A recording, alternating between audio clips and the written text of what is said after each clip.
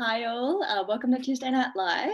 For those who don't know me, I'm Rachel, and we are going to start off tonight with a fun game. So tonight's game is Simon Says, though I'm not Simon, so it'll be Rachel Says. And all these fun faces you can see on the screen, I'll be telling them what to do. So let's get started.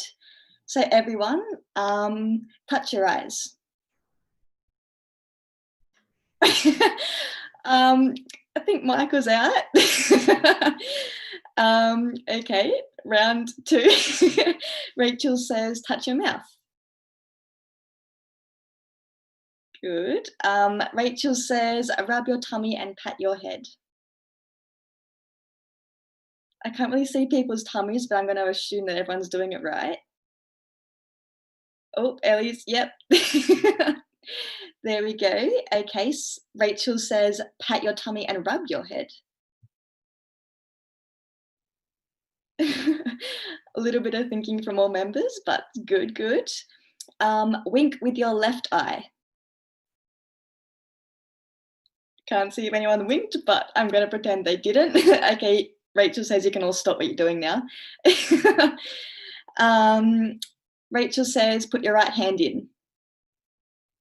Rachel says, put your right hand out.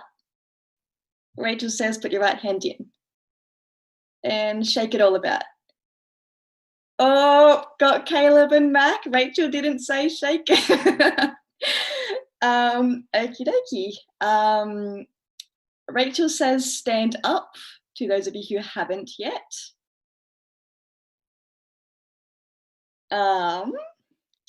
Rachel says bend your knees and pretend you're sitting in a chair. Rachel says lift one leg and balance for 3 seconds. Okay, well, we've lost Michael, he's disappeared, and I can see much laughter, so I'm going to assume people may have succeeded, may not have. Mac's giving me the thumbs up, he has. Okay, Rachel says sit down.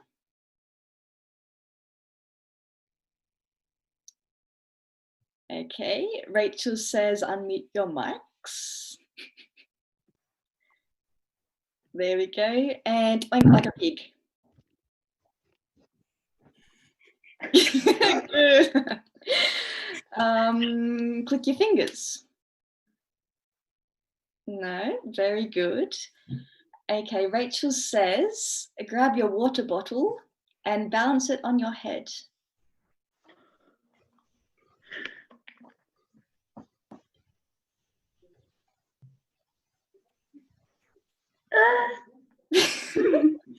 Water bottle has 2 dents in the bottom of it. This is not.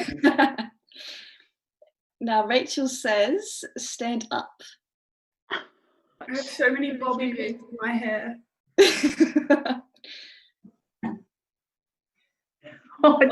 Jess looks like she's going good. I can't see what's going on with Michael. Yeah, that counts. Kelly looks good. Counted. Oh, yep. So we've got some successes, some failures. Not failures. That's a bit mean. But anyway, with your bottles on your head, Rachel says stand on one leg.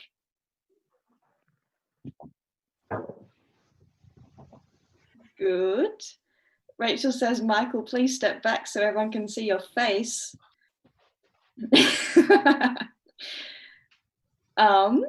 Rachel says, hop on one leg and keep the bottle still.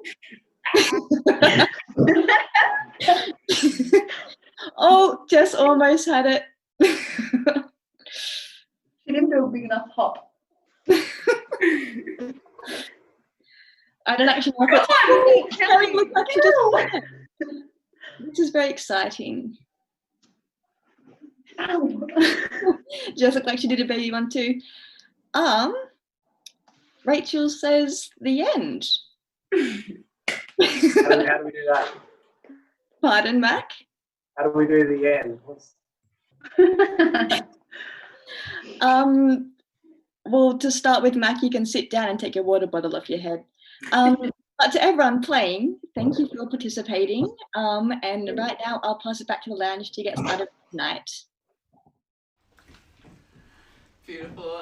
Thank you so much, Rachel, for playing that game and everyone who took part of it. I think we definitely had fun watching it here. Yeah. What was your favourite part of the game, do you reckon? It was definitely when Rachel says, unmute your mics. That was just beautiful. It was really good. Yeah, I did enjoy Michael touching his eyes straight away as well and just really getting out. So good. But it looks like everyone was a winner at the end of it, so that's always a nice thing to do.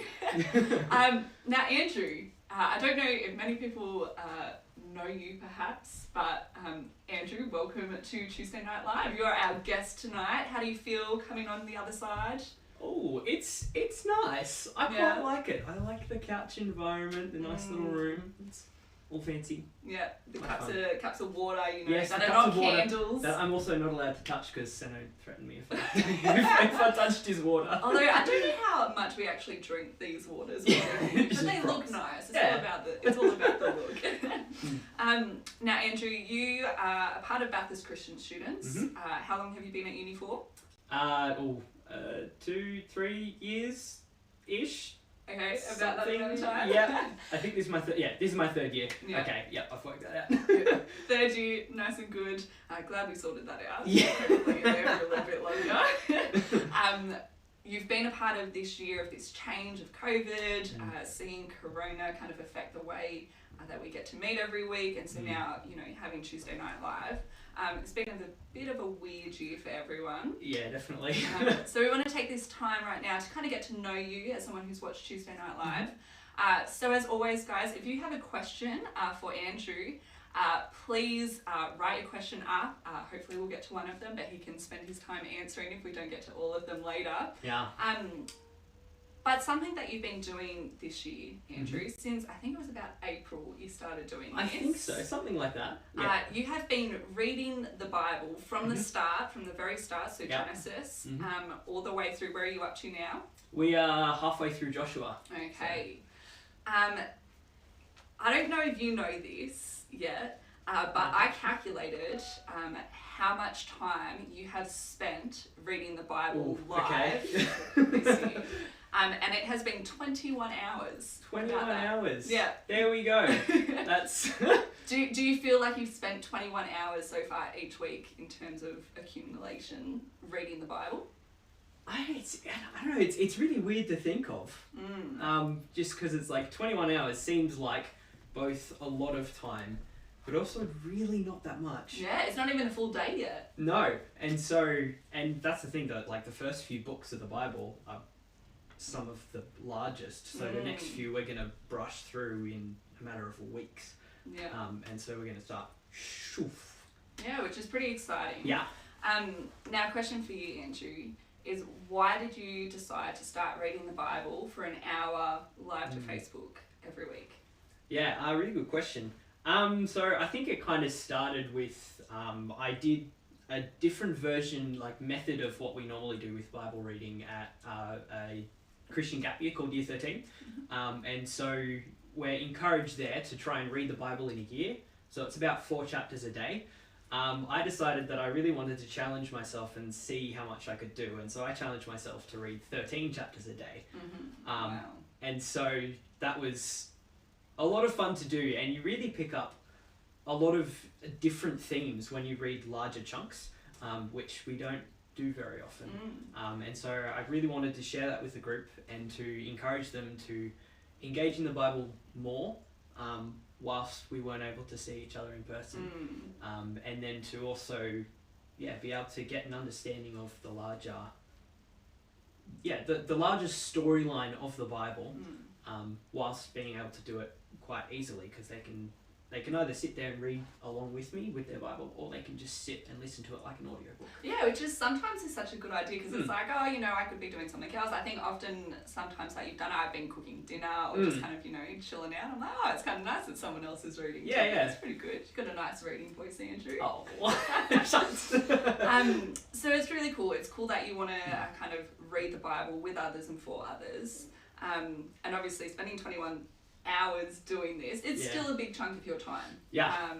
So I want to know a bit about perhaps what have been the good times in doing it. So some of the good stories. Tell me perhaps one of your favourite stories that have come out of the first couple of books so far. Yeah. I think one of my favourites to this day is still kind of around the end of Genesis 45, where Joseph is reunited with his 12 brothers that sold him into slavery into Israel. And there is this just big moment where he comes forth and says, "It is I, it is Joseph." And he says that he forgives them and that he's been sent by God to prepare them for this giant drought that they're going through, and to help them out. And it's just this really beautiful moment of brothers being reconciled with one another. Yeah, and so that's been a really cool story to look at. Yeah, that's a really awesome story. So definitely check it out if you haven't checked out that one. Genesis 45. Okay, a bit on the flip side, what about a time that perhaps was quite hard to read or a bit difficult or you didn't enjoy as much? Yeah, there's plenty of those. So the early chapters in the book of Numbers can be really hard. Lots of census data, and so it just goes through. And then these were the sons of this person, and it does that for several chapters, and it can be a really hard read. Deuteronomy can also be really hard because it's like Leviticus 2.0, so you read a lot of the same stuff, and so it can be really difficult to get through. But I guess the Bible reading stream's been helpful for that because it means people can listen in, and it's actually a bit easier for them. So harder for me because I'm the one you actually have to read reading You have to through read all it. the hard names. Yeah, I wonder if there's it's been one so- name that has just been, you just look at it and you're like, I have no idea how to say this. right now. Well, if some of the people who've been watching along with the Bible reading stream, they might be able to remember and maybe even comment some of the names that I've really stumbled over because there has been a few. We all do it, and the one hint that I got told is if you just say it with confidence, then you find everyone thinks that you've said it right. So you just got to go for gold. Yeah, big time. Okay, so it's nice to hear, I guess, some of the good stories, some of the harder stories, or some of the harder times of reading it. You've been doing this since April, 21 hours. What's something that you've learnt from this time of reading the Bible and going through these books? I think there's a few things. One big thing you learn about God is that He is incredibly patient. Because, time and time again, humans do the most awful things to one another. And the first few books of the Bible are completely riddled with evil and awful things happening. And God seems to have this incredible patience and grace with people, that He doesn't just wipe them out, and He keeps coming back to save them, which is really cool. But on a lesser note, it doesn't take that much to read the Bible. Like you can get through, 10 chapters sounds like a lot, but it only takes an hour. Like there's really not that much time. And I think I worked it out to try and work out how long this Bible reading stream is going to go. Yeah. It should take, I think it was somewhere like 100 and something, 100 and or maybe 200 hours Okay. or something to read the Bible. Well, Maybe less. yeah. Maybe it was 72. My numbers are very weird because I don't have the maths right in front of me. But I worked it out, and it's under 2 years if I do it every week. So are you for an planning hour. to do this for 2 years, do you reckon? Hopefully, that'd be really cool. It'd be really nice to see it through the end. If not, it'd be nice to train someone else up to do it as well. Yeah, that's But really cool. we'll see what Finish the story. I mean, you can't put down a book halfway through it and kind of just go, oh, Yeah. okay, that's it. So it would be nice to finish it. It'd be great. Very cool. Okay, and what about, so out of all the stories that you've read so far, if you could go back in time and actually be there for one of these stories and see it actually happen there in front of you, which story would you like to go back to, or which time, which chapter? I think, well, considering at the moment we're in the book of Joshua, that'd be an amazing book to go in and look at, where the Israelites finally, after 40 years of wandering in the desert, they're finally making it into the promised land. Some amazing military things happen. They take out 31 kings. Like, it's crazy. and yeah, these incredible things happen. The only problem is that I wouldn't want to leave that moment, because what happens soon afterwards, which we'll see in about 2 weeks' time in the Book of Judges, is that it doesn't stay that way. Yeah, which makes it a bit hard, because you're like, I'm really enjoying this time Yeah. in Joshua at the moment, but you kind of you're knowing that well, the next chapter of the book, basically we're going a bit downhill. Yeah. Well, there you go. Well, that's exciting. So hopefully people will keep on watching. They'll get to enjoy this time in Joshua, but we'll see what comes next. Hopefully. And, you know, we can come back perhaps in 2 years and see how you've gone as well and what you've learned next time. Yeah. Okay, I did promise that we would have a question or so from the crowd. And I just think, you know, this one is just too good to go past, because, you know, Mac really likes to ask his own housemate a question. Oh, of course. Here we go. But how do you get your hair so luscious and silky? He's asking for a friend, not for himself. He's asking for a friend. Well, it's good to know that friend isn't me. Honestly, just wash your hair. It's like, wow, it sounds so simple. It's you know, well, it's also partly genetics. Some people just have not fun hair, which, you know, it sucks to be there. But if you take care of your hair, you wash it and, you know, make it. It's like, I don't know if I have any special tips. You know, maybe put some conditioner in every now and then. Okay. But I've heard sometimes it works, but you don't put it on the roots, you only put it on the ends. That's out of my knowledge. Like, I don't know. It's just. Well, there you go, mate. He has no idea how he gets his hair. Maybe it's just genetics. But there you go. There's plenty of more questions there for you, Andrew. So perhaps you can go answer them later and fill people in. But thanks for joining us on the show. It's nice to kind of hear about the time that you're spent in reading the Bible, what you're learning about, but also, a bit of a challenge for us out there. Perhaps we could be either listening to this or trying to read the Bible alongside you for the next 2 years and see how far we get as well. Yeah. But so I don't know if you guys got the theme a little bit, but we're going to be looking at time tonight we're up to chapter 3 of Ecclesiastes. And so Senna's going to give a bit of a talk on this chapter a bit later on. But now we're going to head over to Kel. Now Kel, you know, she's pretty famous for cooking with Kel. She's given us some great tips on how to cook, and she's actually going to teach us some things later on tonight. But first up, she's going to be reading the Bible for us. So she's going to read from Ecclesiastes chapter 3, the whole chapter. So have a listen to Kel.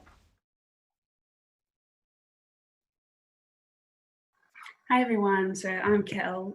So Ecclesiastes 3, chapter 3, if you'd like to follow along in your Bibles or on your app. There is a time for everything and a season for every activity under heaven, a time to be born and a time to die, a time to plant and a time to uproot, a time to kill and a time to heal, a time to tear down and a time to build, a time to weep and a time to laugh, a time to mourn and a time to dance, a time to scatter stones and a time to gather them, a time to embrace and a time to refrain, a time to search and a time to give up, a time to keep and a time to throw away, a time to tear and a time to mend, a time to be silent and a time to speak, a time to love and a time to hate, a time for war and a time for peace. What does the worker gain from his toil? I have seen the burden God has laid on men. He has made everything beautiful in its time. He has also set eternity in the hearts of men, yet they cannot fathom what God has done from beginning to end. I know there is nothing better for men than to be happy and do good while they live, that everyone may eat and drink and find satisfaction in all his toil. This is the gift of God. I know that everything God does will endure forever. Nothing can be added to it and nothing taken from it. God does it so that men will revere him. Whatever is has already been, and what will be has been before, and God will call the past to account. And I saw something else under the sun. In the place of judgment, wickedness was there. In the place of justice, wickedness was there. I thought in my heart, God will bring to judgment both the righteous and the wicked, for there will be a time for every activity, a time for every deed. I also thought, as for men, God tests them so that they may see that they are like the animals. Man's fate is like that of the animals. The same fate awaits them both. As one dies, so dies the other. All have the same breath. Man has no advantage over the animal. Everything is meaningless. All go to the same place. All come from dust, and to dust all return. Who knows if the spirit of man rises upward, and if the spirit of the animal goes down into the earth? So I saw that there is nothing better for a man than to enjoy his work, because that is his lot. For who can bring him to see what will happen after him? Well, g'day. We are starting to move into the heart of this incredible book as we examine life under the sun from every conceivable angle. We've done the wisdom test, we've done the pleasure test, and we've done the work test. Tonight we come to the test of time. What does time teach us under the sun? And I know that every week I've said that this book could have been written 3 months ago rather than 3,000 years ago, but literally this chapter could. The first part of this chapter was adapted into one of the most popular songs of the last century, used in movie after movie. These ancient reflections are wise beyond their time. They're wise in any time. They ring true in our own lives, just as they rang true for the teacher who wrote the book. And tonight I have 3 things to draw from thinking about time under the sun. Time in this universe of space-time. We're going to see the beauty of time under the sun, the frustration of time under the sun, and the lesson of time under the sun. So first, beauty, the beauty of time under the sun. What do I mean by that? Well, you see it in the first half of verse 11. He, that's God, has made everything beautiful in its time. Now, what does that mean? What does he mean that everything is beautiful in its time? Well, it means that time is more than just the progression of causes and effects, one after the other. Time is not simply about the linear movement of matter from past to future. Time is also about seasons. Time is about the right time. Good times, bad times, family time, time to get up, time for my nap, time for a new job, the right time for everything.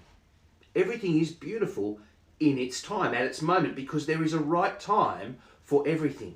And that's the point of the poem in the first 8 verses. And I think we all know it to be true. It's why we resonate with that song. When the waters break, a woman says, it's time. When a friend dies, we comfort each other by saying, it was his time. When someone gets their big opportunity, we say, it's their time to shine. When your parents want you to back in the holidays, they say, it's family time. When a friend's been pursuing someone for too long, we say, come on, mate, it's time to give up. The seasons of life, they're not just summer, autumn, winter and spring. They're those moments where we see our times laid out and we get it. It's time to grow up. It's time to step up. It's time to shape up. We all see the beauty of time. And we see it all the more clearly when people get it wrong, when they don't see that there's a time and a place for everything. You know those people, the people who they're always fighting, or they never see the good, or they're always cheerful, or they never actually get to work on anything, or they can't let go of a failed relationship, or they can't throw anything out. People who say the right thing but at the wrong time, and vice versa. Life is all about the right time. It's about seasons and moments, and true wisdom is knowing what time you're in. There's nothing more foolish or out of place than someone who doesn't read the moment, who doesn't know what time they're in. It's like that person who laughs at a deathbed. It clangs, it's discordant. So how do you gain this wisdom? How do you learn to understand the seasons and so respond in season, in time? Well, this is a practical form of wisdom. It comes from observation, from making mistakes, from reflecting on the past. By adapting, you can get better at reading the time. And we know the people who live in the beauty of time, they stand out, don't they? They tend to say the right thing at the right time. They know what to do and when to do it. They see the opportunity and they seize it at just the right time. And we kind of envy them. We think to ourselves, look, I wish I'd said that. I wish I'd thought of that. I wish I'd done that then. All of us long to see the beauty of time more clearly. But thinking about time also brings us frustration. There is a frustration to time under the sun. I wonder if you've already thought of it, because I think we know it, but we find it hard to describe, hard to grasp hold of. Because time is a prison. Time traps us in a series of unfolding cause and effect that has only one outcome, the end of time for us under the sun. And we long for something more. The teacher puts it like this in verse 11. He has made everything beautiful in its time. He has also set eternity in the human heart, yet no one can fathom what God has done from beginning to end. See, right at the heart of us, right at the centre of who we are, of our hopes and dreams and aspirations, is a longing for eternity. We live in time. We're trapped in time, and time is inexorable, unstoppable, relentless, ruthless. Time condemns us to the march to oblivion, to the end of time, and we long for it not to end. We long for eternity. God has tormented us with dreams of life beyond the sun, a life we cannot grasp. I mean, we can't even grasp the workings of the human mind, and our minds themselves can't span the whole of this cosmos we live in from beginning to end. We long for a life beyond the sun, beyond the end of time, beyond the grave, but we can't see it because we don't have the mind of God. We are bound, we are trapped in time under the sun. And part of the human condition is this frustrating duality. The beauty of time, of seeing the seasons of life laid out and being able to know them and live them well, and yet the frustration of time, that our experience of time gives us a longing for eternity, but we are unable to grab it, to know it, to achieve it. We're trapped in time. And these two lead us to the lesson of time, the harsh and brutal lesson that comes from understanding time under the sun. You see it in verse 18. I also said to myself, as for humans, God tests them so that they may see that they are like the animals. Surely the fate of human beings is like that of the animals. The same fate awaits them both. As one dies, so dies the other. All have the same breath. Humans have no advantage over animals. Everything is meaningless. Breath. What's the point of knowing your times? What's the point of being aware when all we see is that we are just enlightened apes? Where's the advantage in all this wisdom? So I understand the seasons of my life and live my life well? So what? What's the point of all these neurons firing off in my brain all day, every day? What good is it to grow in knowledge, to have better and better tech, to achieve great heights? We all just die. And we're just as dead as all the other animals. And we return to the dust. Our atoms are redistributed and become the next generation of plants and animals. And it goes on, around and around, meaningless. Who knows, he says, whether the human spirit rises upward and the spirit of the animal goes down into the earth. Now, rising upwards is a metaphor here. Rising up is the opposite of sinking down into the earth. Rising up is about asking the question of whether we can beat the time trap. Is there some part of us that will survive death and will live on? You know, we go to funerals, don't we? And we hear people mouth those pious platitudes. He's in a better place. She's looking down on us now. But the fact is, under the sun, in the trap of time, we don't know this. We say things like that because of the despair we feel, the grief of loss. But even as we say it, we know how hollow it is. Because we don't know in the trap of time. We long for eternity, but we can't get beyond the sun to know it. And friends, this is the test of time. And like the other tests of wisdom and pleasure and work, this test brings with it both joy and despair. The joy of being able to see the times we live in and learn to live well, but the despair of also seeing the trap that time is and the end of time without being able to see beyond time into eternity. How do we deal with this? Is there a way to transcend time, to come into contact with eternity? Well, that's the challenge for those of us under the sun. And it doesn't matter. It doesn't matter how cool your philosophy sounds. It doesn't matter how laid back you are and uncaring. This, friends, will catch up with you. You cannot avoid the questions of time and eternity. So what will you do? Well, this is where the Christian idea of incarnation might actually help you. See, right at the heart of the Christian faith is this idea of incarnation, or of becoming flesh, of eternity breaking into time, of the timeless binding himself to our time to free us from the trap of time. Christians look to Jesus, not simply as some kind of good dude who taught us to be nice to each other. No, we look to Jesus as God himself, the God who lives in eternity, who is beyond time, and who entered time and took on the time trap of our humanity. The teacher said that God has put eternity into our hearts, but we cannot comprehend his works. Well, Jesus arrives to solve that problem, because in Jesus we see eternity in the flesh. We see the answer to the question of our spirits. Jesus shows what it's like to answer that question. Will our spirits rise upwards? Is there life beyond the time trap?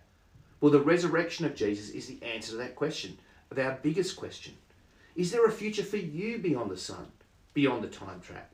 Well, yes, there is, if you believe that Jesus has in fact risen from the dead.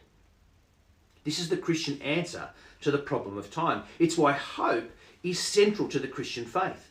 Not some vague sense that we kind of hope things might get better, but the confident anticipation of victory, of certainty, of eternity. It's the harmony of the longing of our hearts with the reality of our lives. It's the meeting of time and eternity. How do you answer the question of time? What do you have in your worldview toolkit to answer the longing of your heart and the joyful despair of time?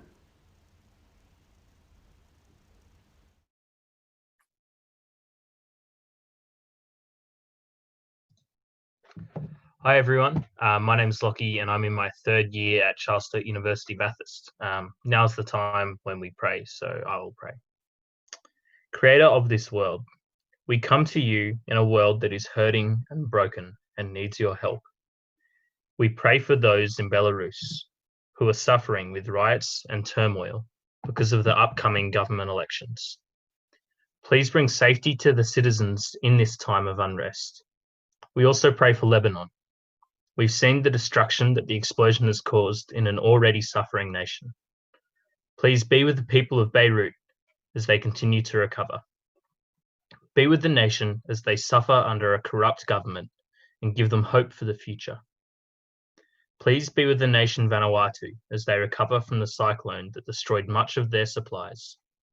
Please help to provide them with basic needs to live.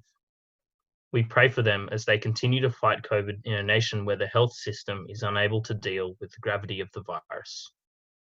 Thank you for sending your Son, Jesus, to die for all nations. Please be with these nations and others that are also suffering as we wait for the day that your Son will return and bring us all hope. Amen.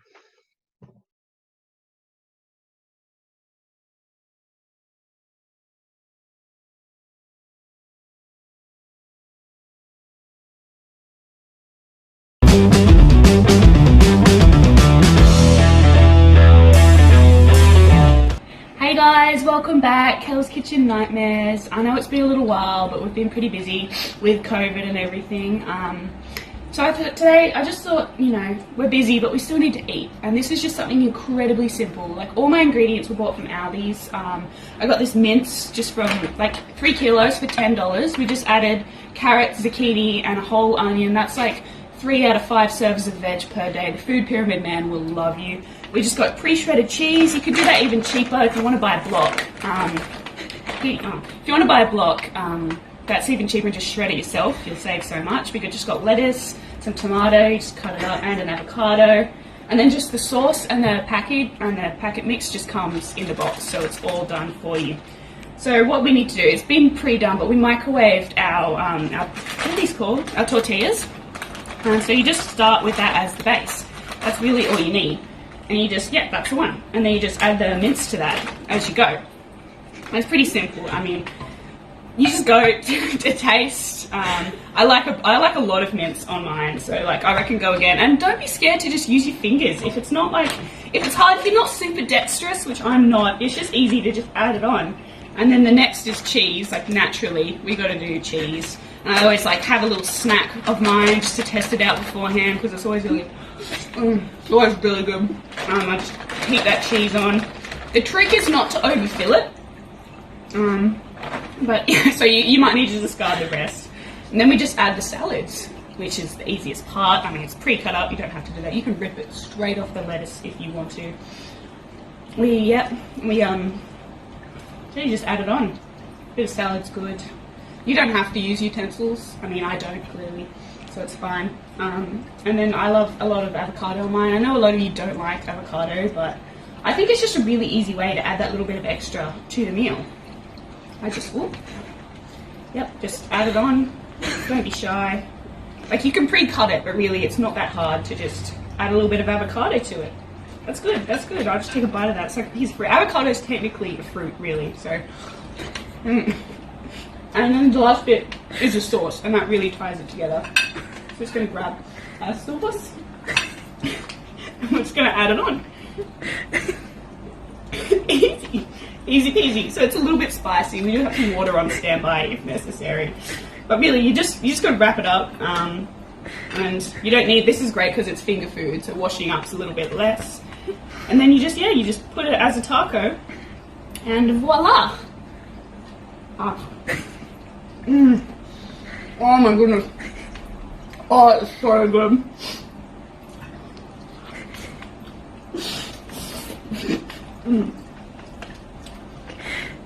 Need real water for that. I'm still so thirsty, I think I'm gonna have to eat again.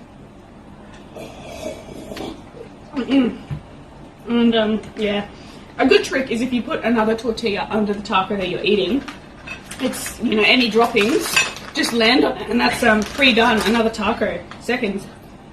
I just love my ingredients. Yeah, so you guys, that's just a nice, simple, easy way to do a taco. I'm sure you got plenty of other ways of doing it, but I just like to keep mine nice and simple and nice and neat. Really, it's a pretty easy meal. You can do it with friends, and you can just change the ingredient levels to whatever you need. Well, thanks for watching, guys, and enjoy the BCS.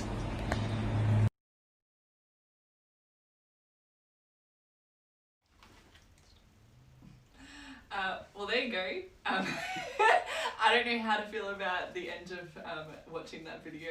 Mixed feelings. Right. I felt like you need to chew a little bit more before you swallow, Kel.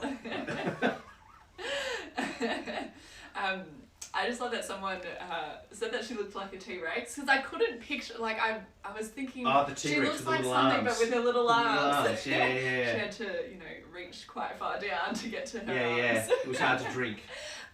But look, now we know how to cook and eat burritos.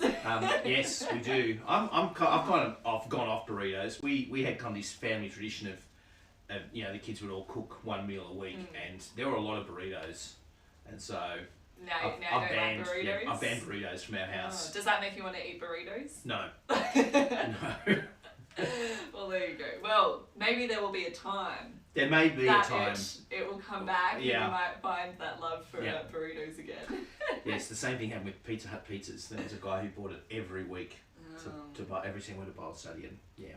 Just didn't go down well at the end. Well, I just can't eat it anymore. But yeah. The time is up. Yeah. That's okay. There's a time for pizza and there's a time Yeah. for burritos. So no, there is a right time for everything, as you said. Apparently there is. No, really interesting to look through that chapter. Someone even made a comment, Monica, about she's actually going through different seasons right now, and so having this talk, having this Bible reading, quite helpful. When you face big changes in life, I think you understand this, and we're trying to work out how to seize the moment, when to seize the moment. Like, when is that moment? Have I missed it? Is this the moment, time I need to change, or it can be really perplexing, really puzzling and hard. And I think what I found really interesting as well in those first 8 verses is, you know, there was a time for love, but it brings up there's a time for hate, there's a time for peace, there's a time to tear. Like there's opposite times for things, and that interesting thing of, okay, well, you know, when's that time to maybe do something that's a bit harder, or you don't feel like it is the right time.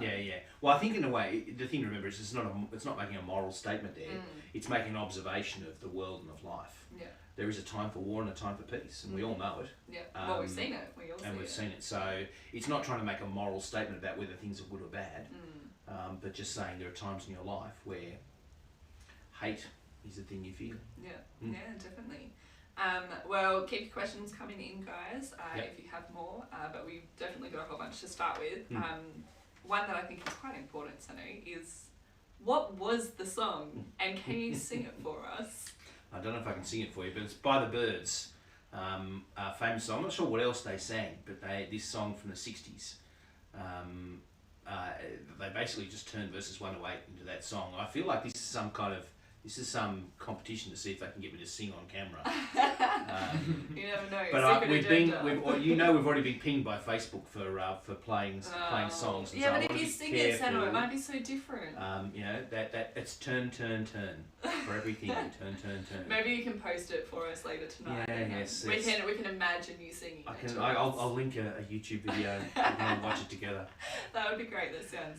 It is actually wonderful. quite a good song. It's a very catchy song, and that's Okay. why it's Forrest Gump. It's famous for being used in Forrest Gump, and a huge number of other big Hollywood movies have taken this song and just kept it famous, basically.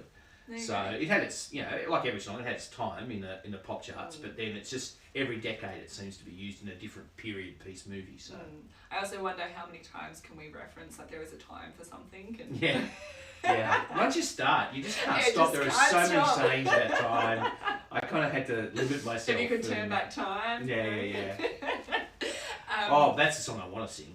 Sure, on a battleship, singing "If I Could Turn Back Time." Is that a dream for you? That's a Santa? video clip. That's from Video Hits in the 80s. Yeah, but do Oh, you right. want to do that? I don't know. She wore Personally. fishnet stocking. I don't know if I'd look good in fishnet stockings, but perhaps we shouldn't speculate. I feel like we've got it off track. Yeah. And you know what time it is? It is question It's question time. So let's get into some questions Okay. for you. Okay. We've got a question first up from Michael. Yep. Asking about the idea of time and timing. And it brings up Adam and Eve's sin in Genesis 3. Yep. So not only transgressing a command, but also is it a matter of timing? He's specifically asking, would God have eventually let Adam and Eve eat from the tree of knowledge in his timing, if there is a right time for things? I feel like everyone kind of knows the setup for this question, because even if you're not a Christian, you've heard about the Garden of Eden and the fruit of the tree. Everyone thinks it's an apple. It wasn't an apple, but it was this tree. And the question is, there's this tree of the knowledge of good and evil. Would God have eventually let us eat from that tree once our purpose were fulfilled? That's a really good question, and people speculate about it. Often people say that it was our destiny to eat that fruit. We just got the timing wrong. I tend to disagree with that. I think the whole point of the tree is something that is not ours to have. That God is God's the lawgiver, and there won't be a moment in the history of eternity where we will suddenly become the lawgivers, the moral foundation of the world. That moral foundation of the world comes from God. So I tend to think no. I think it's that tree symbolised something that was never ours to have, that we wanted to take. Yeah, right. So that's my humble opinion. So there never would have been a good time to eat that. No, So never a good what time would to have eat that been- fruit. Yeah. Okay, very interesting. I hope that helps you out. Yeah. And so, for what it's worth, I think the tree being there in the garden is a symbol of the fact that choice is there in front of us. That God made us in this world. We have a meaning and a purpose, but that meaning and purpose is connected to Him. But that gives us a choice. God made us, in a sense, free to freely serve Him. We're not robots. Yeah. And so He gave us that freedom to choose, and we chose not to. So it's interesting the way that you put it, I think, in terms of the freedom of choice. Yeah. Because others might take it, and I think sometimes I can take it as, was it a test? Especially because in this chapter tonight that we looked at, verse 18 actually brings up the idea that as for men, God tests them so that they may see that they are like the animals. Just a quick question about that. What is the testing that God does? That's a really good question, you know. And in the chapter I hadn't thought about that, so what a really good question. So it just says God tests them to show them they're like the animal. I think it's that test in the sense of the frustration of time. That is, it's not tested as in an exam, do you get the right answer? It's like, it's the trial. It's a test as in a trial. As in, God puts us through this understanding the seasons, but this kind of, this sense of eternity, this frustration with time, to show us the end of our fate is the same. Our end, our fate is the same with the animal. So it's this testing of life where we live in the joy and frustration of time in order to learn that lesson that we are like the animals. There you go. Interesting. We lowered our horizon, if you like. It's really interesting, you know, if you think about it in picture terms. When we, if you like, chose to eat of that fruit, when we chose to turn away from God, we poured our horizon down. Horizon had eternity in it, and we just brought it all the way down here into this realm with the other animals. And so that's our realm now. And so there is eternity there. It's there. We know that it's there as well. It's in here. It's out there, but it's not grabbable. Yeah. Because we've actually turned away. We've lowered our horizon, if you like. Yeah, that's an interesting picture to kind of have in your mind. Okay, we're going to move on to the next question now, which is actually outside of Ecclesiastes. So Jen is asking about Matthew chapter 17, verse 20, where Jesus says that even if you have only a little bit of faith, you will be able to move mountains. So she brings up the fact that in those times, the disciples, they were actually able to perform miracles by their faith and in the name of Jesus. How do we interpret this passage and this idea of what Jesus says now? I feel like there's a big can here in front of us, and it's full of worms, and I'm just about to kind of open the lid on it. But I'm not going to stick my hand in and rummage around, so I'm just going to begin the thing, and there'll probably be a whole lot of questions that might come after this. We'll see what happens. But just dealing with this story itself, this is an incident where there's a demon, and the people bring this child to the disciples of Jesus, and they can't cast the demon out, and so they bring the child to Jesus, and they say, why? And when Jesus heals this child, the disciples say to Jesus, well, why couldn't we fix him? Why couldn't we do it? Because we've been going out and preaching your message and healing people and that sort of thing, so why couldn't we heal this one child? And Jesus makes this comment, because you have so little faith. Right, is his answer. So you couldn't, because you have so little faith. And if you had faith the size of it, as small as a mustard seed, you could say this mountain, move from here to there, and it would move. I think Jesus, by the way, is being hyperbolic, right? I don't think Jesus is saying, let's do engineering here. Let's carve a new tunnel through the Alps. And so you can be the tunnel carver if you just have faith. I think he's being hyperbolic, but he's saying it's actually about faith. And the mistake we make here is to think that faith is about us, right? That faith is about, if I can just I can screw myself and have enough faith, right? Then it'll be okay, and I'll be able to do things if I have enough faith in myself. But that's not what he's talking about. And so the word he actually uses, it's actually one word. When he says because you have so little faith, it's a word that combines. It's like you have diminutive faith. You have an empty kind of faith. It's such a tiny little thing. It's his own kind of category of thing. And so that's why he doesn't say if you had enough faith, if you had faith the size of a Ford Mustang. No, he says if you had the faith the size of a mustard seed, right? Mustard seed is one of the smallest seeds you can imagine. And if I had one here, you wouldn't be able to see it. It's so small. And he's saying what's important with faith is not the subject of faith, but the object of faith. Not who it is that's trusting, but who it is that you put your trust in. And they are not trusting Jesus. And so what Jesus is pointing out here is that you don't trust me. You're not trusting in me, and that's your problem. It's not that their faith is not large enough, right? Because you can have a minuscule scrap of faith, he says. It's who you've got your trust in. And so the question about miracles and how you interpret that these days, that's that can full of worms. I think what this is saying is that these things can happen. Will they happen? Sometimes and sometimes not. Do miracles happen today? I'm sure they do. Yeah. And so when people, I think the struggle is, particularly perhaps people have had these experiences where they've prayed for a certain miracle or healing in some sort of way, or they've seen someone else heal. Like these questions raise. This passage doesn't answer that question, does it? About do you always get what you want? Yeah. So if I trust in the real Jesus, does that mean I get to have my red Maserati? Yeah. That was my favourite one. I did get the red Maserati. It's up there on the shelf. You can actually see it when you're watching the talk. Well, there you go. Look out for it next time. So that was my big example with my students. When I was in Newcastle, and so at the end of the day, they gave me my red Maserati from God. But does that what it mean? And no, I don't think that's what it means. I think that that's a separate question about what you pray for and how you pray. But are miracles possible? Absolutely they are. Yeah. Well, there you go. perhaps people have more questions about that. So we'll deal with the questions Perhaps as they they do. come. But we've got a question from Kel now, our Yep. lovely burrito eater, cooking Kel. Yeah. Do I want to cook with Kel. do all dogs You're a bit dyslexic there. do all dogs go to heaven? So she's referencing the chapter that we read tonight that she We're just actually like read the for animals. us. Yep, so verses 20 Clever. and 21. Clever, Kel. Yeah, this Clever is a big reasoning. question for a lot of kids out there, even. Will my pets be in heaven? Yep. Only the good ones, Kelly. Mm. No, the point of this passage is not that the animals and the humans all rise up, but that everyone goes down. And the question is, does anyone go up?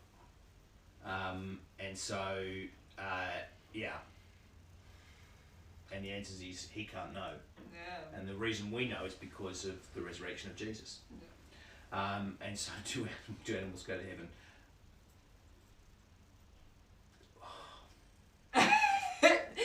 You could break a lot of hearts here, so I'm going to say nothing. Yeah, I think it's hard. I'm going to We be all- agnostic. Agnostic on whether our pets are in heaven and whether they'll look like our pets. If they are, We shall see. I tend to think not, because then there'd be an awful lot of animals for people. But I think it would be who great. knows? I would love it. oh, it would Sure. be nightmarish. See, Anyway, difference of personalities. yeah, there. I guess the animals would all be perfect. Perhaps they wouldn't scratch up your furniture, bark all day, that sort of thing. So maybe it'd be wonderful. Now I've got a question from Stanley, which I think is a really good question for tonight, and as we continue going in Ecclesiastes, because we're constantly being met with the fact that it is all meaningless, and this idea of the hard lesson of time is that we learn about the fate and coming to the end of time, which I think was a really good point. And so Stanley's question is about how do we stop feeling the meaningless from overwhelming us? Really good question. And I think it's difficult in general, and that's the point of the book of Ecclesiastes. That's why he actually says it over and over again. I think you can feel him beginning to be overwhelmed by this point of the book, by this sense of despair, at the emptiness of everything. And so it can be very difficult. But I think this is the whole point of the thing that Ecclesiastes points us towards. As Christian people, we don't get our hope from looking down, we get our hope from looking up, if you like. We get our hope from looking at the Lord Jesus. And so that's where I wanted to go with the answer tonight. That's why we're filled with hope. That's why we don't need to succumb to despair, because God himself entered time and transformed life. God is the one who gives us hope. And so that eternity that God set in our hearts, we can now grasp hold of by faith, by looking to Jesus. And I think that's the answer to meaninglessness and despair. And that's why, as we've looked at, say, the last few weeks, you won't get that from working in a job. You may get some sort of temporary sense of happiness or satisfaction from a job, but you will not get the answer to that question of meaninglessness from work. You won't get it from intellectual pursuits. You won't get it from pleasure.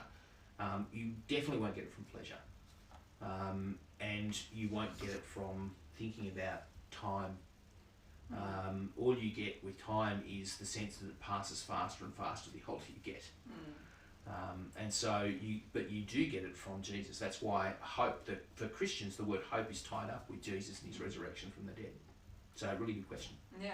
And as well as that about thinking and having that, even as you brought up, the different horizons, but trying to look beyond that horizon then that we've put ourselves that we are in, and saying, okay, well, the meaninglessness is under the sun. And so we need to look. And as you have kept on saying over the last couple of weeks as we've gone through this, is look beyond the sun.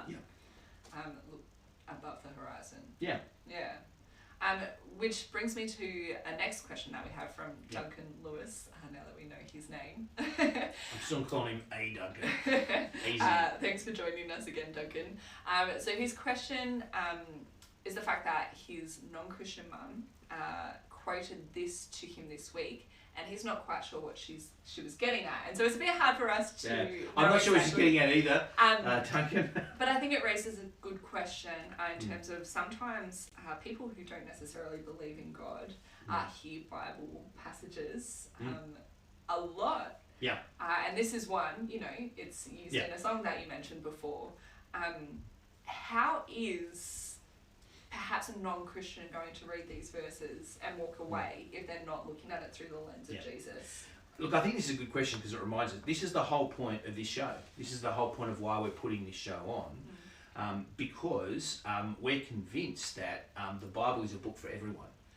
And as much as people can look at the church and look at Christian people perhaps and kind of go, oh, I'm not any part of that, I don't like that. I think when we actually get down to tin tacks, when we actually look at the Word of God itself, when we look at what it says, we resonate with it.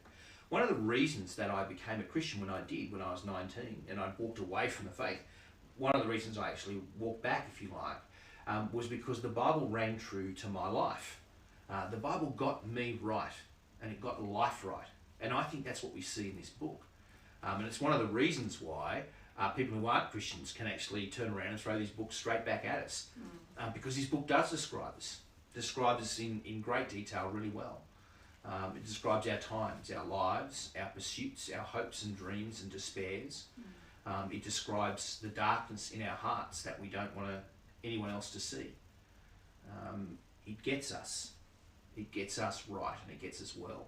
And that's one of the things we want to actually pursue and point out. And so I think it's fantastic that your mum can turn around and actually read this to you. I'm not sure how, I'm not sure what she meant again.